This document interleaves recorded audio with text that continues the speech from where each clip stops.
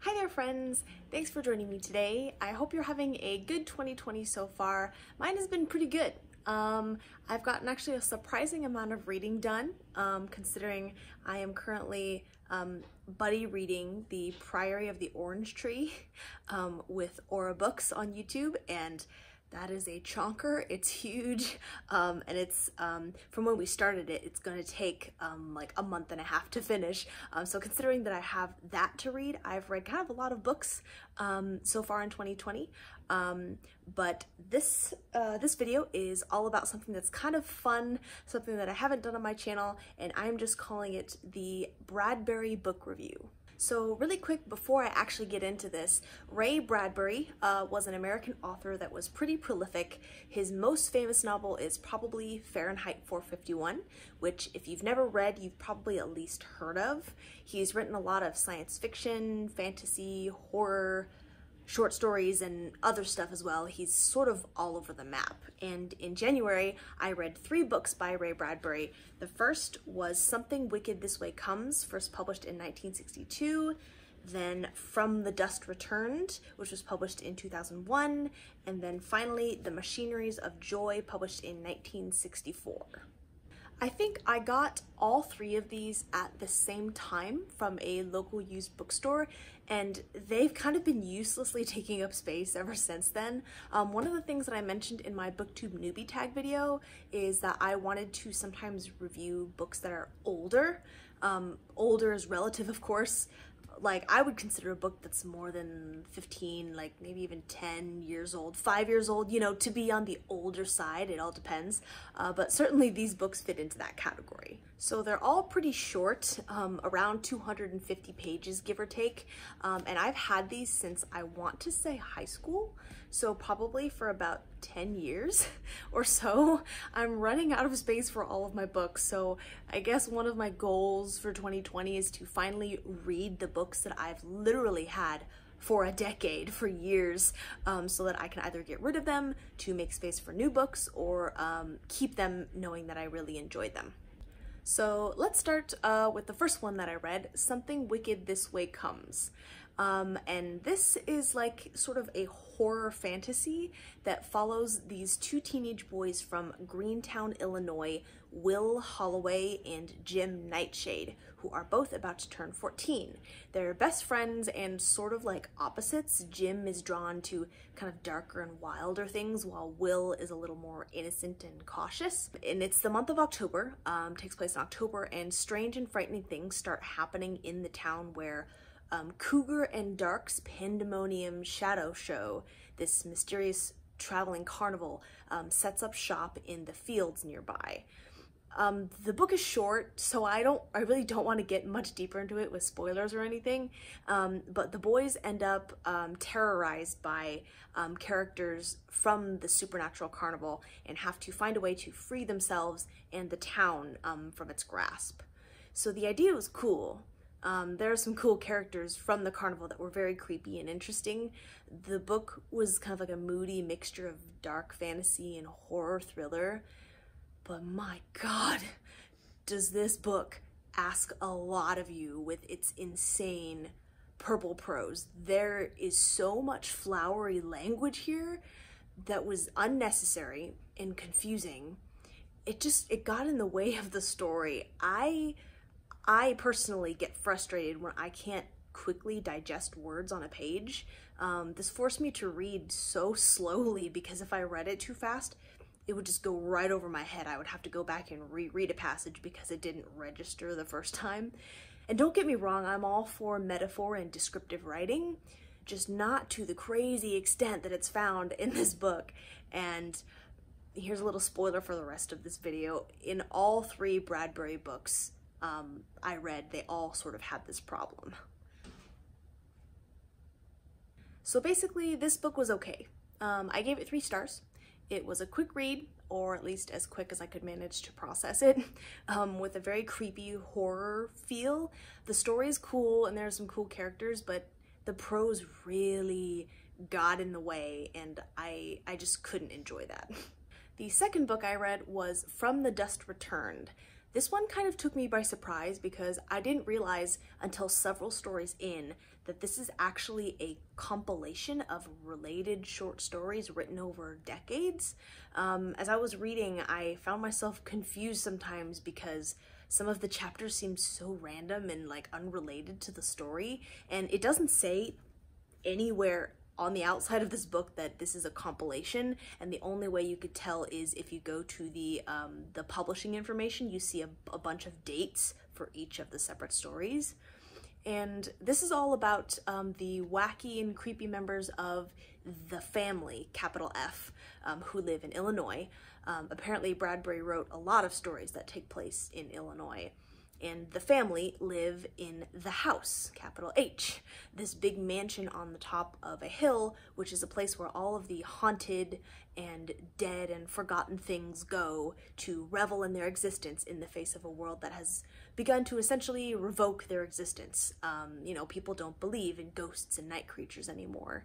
And this book is kind of like a sort of last stand of sorts, I guess, against that disbelief that's sort of killing them off, you could say. There's one human living in this house of vampires, spirits, and bats. This young 10-year-old boy named Timothy who wants nothing more than to be like everyone in the family, which is awkward and uncomfortable because everyone in the family is either dead or not human. But I can tell you right now, nothing happens in this book. This whole book is just an exposition of Bradbury's excessive and flowery writing style, describing various spooky, scary skeleton type moments. There is a plot, I guess, but it's so loose and vague that, like, even though there is a sort of resolution at the end, it didn't really feel like it meant anything. It just happened, and then there was this weird little follow-up afterwards, and then it was over. Oh yeah, and there was this really creepy scene where this girl who is, in the scene, 18 years old, she kisses little 10-year-old Timothy on the mouth twice. They're not related. Why was that necessary? It was just cringe. It was bad. It made me uncomfortable. So yeah, I gave this book 2 stars.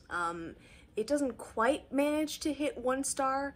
That would mean that I, like, actively hate / strongly dislike it, but it's flirting with the idea. There were a couple chapters that were kind of cool to read, and actually the purple prose in this book, while it's still very much present, it wasn't quite as bad as it was in Something Wicked This Way Comes, but at least Something Wicked was a full story that was reasonably interesting and exciting and had an ending. This was just like a whole lot of nothing. And finally, the last book I read was The Machineries of Joy, which is a short story anthology collection. Unlike From the Dust Returned, these stories are all unrelated and span several different genres, from contemporary to science fiction to horror to dystopian. I would say of all 3 books, this one had the least purple prose, though it's definitely still there, and I think that's just a signature part of Bradbury's writing style from what I can tell. There are 21 stories in here, 6 of which I actively really liked. All the others were just okay, or at times even a little boring. It started out very strong with me really liking the first 2, and then the 4th story quite a lot, but basically from then on my likes were sporadic. I liked many of the ones that were sci-fi, horror, or dystopian. I wasn't as big a fan of the contemporary ones, which isn't a surprise for me. And honestly, I'm not sure what else to say about it. It was very okay, again. I gave it 3 stars. There were a few cool stories, but plenty of them were forgettable, and it's kind of a weird mishmash of genres, so it's sort of all over the place. I guess I'll give like kind of a few second synopsis of a couple stories that I enjoyed. There's one called The One Who Waits, which is about this invisible alien on Mars who encounters humans. The Vacation is about a husband and wife and their son traveling through an empty planet. And Almost the End of the World is about these 2 guys returning to this town where literally everything in sight has been painted bright colors and people are acting strangely. And those are my reviews of these 3 books by Ray Bradbury. I'm glad I finally read them, and I don't think I plan on keeping any of these. I can't imagine ever wanting to read them a second time. Something Wicked This Way Comes is his 3rd most read book on Goodreads after Fahrenheit 451 and this book called The Martian Chronicles. And if I had to recommend one of these to someone, it would probably be this one. Definitely not this one. Maybe this one, but it's such a random collection that Something Wicked is a more cohesive choice. I'm just not a fan of Bradbury's prose. I'm really not. I feel the same type of boredom reading it that I did whenever I had to read poetry or old classics like Shakespearean plays in school. I'm sorry, please don't hate me. I'm just not patient enough to enjoy that kind of literature. They say there's no accounting for taste, right? And it's just not my cup of tea. I'm sorry. It's really cool if you're able to handle that. It can't hold my interest. I think that he's capable of sort of, of setting a mood. He's good at that, kind of creating a vibe. Even though his prose gets in the way of me enjoying the story, you quickly get a sense of the mood he's trying to set, but that's kind of it. I read books for the characters and story, not just to get a vague feeling of moodiness from writing that comes across as very outdated to me. So thank you guys so much for watching. I hope this was informative or entertaining to you. Let me know if you've read any Ray Bradbury, any other books, or any of these books, and your thoughts on his writing style. It's just not my cup of tea.